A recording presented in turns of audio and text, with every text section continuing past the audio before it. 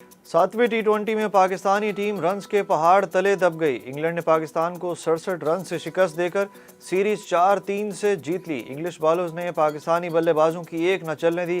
Pakistani team 210 के हदफ के ताक़ुब में 142 रन बना सकी। इंग्लैंड के डेविड मिलान को प्लेयर ऑफ द मैच का अवार्ड मिला। Harry Brook player of the series का अवार्ड ले उड़े। फैसला कुन मार्के में पाकिस्तानी खिलाड़ियों की नाकिस फील्डिंग। पाक इंग्लैंड 7वें टी20 में कैच ड्रॉप करने में कप्तान बाबर आजम पेश रहे। बाबर आजम ने डेविड मिलान और हैरी ब्रूक के आसान कैच छोड़ दिए।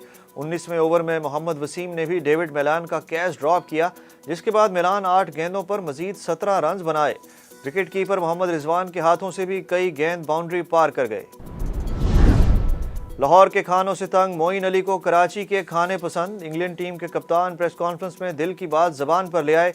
कहते हैं कराची के खाने अच्छे थे, लाहौर के खानों ने मायूस किया। साइफर ऑडियो लीक्स पर हुकूमत का बड़ा फैसला। काबीना ने इमरान खान के खिलाफ कानूनी कार्रवाई की मंजूरी दे दी। काबीना का साबिक वजीर आजम के वज़रा और आजम खान के खिलाफ भी घेरा तंग करने का फैसला। काबीना कमेटी ने सिफारिश करते हुए कहा कि यह कौमी सलामती का मामला है जिसके कौमी मफादात पर संगीन असरात मुरतब हो सकते हैं। कानूनी कार्रवाई लाजमी है। काबीना ने 30 सितंबर को इमरान खान की सिफारती साइफर से मुतल्लिक ऑडियो लीक पर काबीना कमेटी तश्कील दी थी। साइफर सिर्फ एक कागज़ का टुकड़ा नहीं बल्कि रियासत पाकिस्तान की अमानत है। मुस्लिम लीग नून की रहनुमा मरियम नवाज का ट्वीट। कहा, कौमी अमानतों में खयानत करके रियासत के मफादात को पामाल करने वालों को निशान इबरत बनाना चाहिए, ताकि फिर किसी फॉरेन एजेंट को डॉलर्स के एवज सियासी भेस बदल कर मुल्क को नुकसान पहुंचाने की हिम्मत ना हो।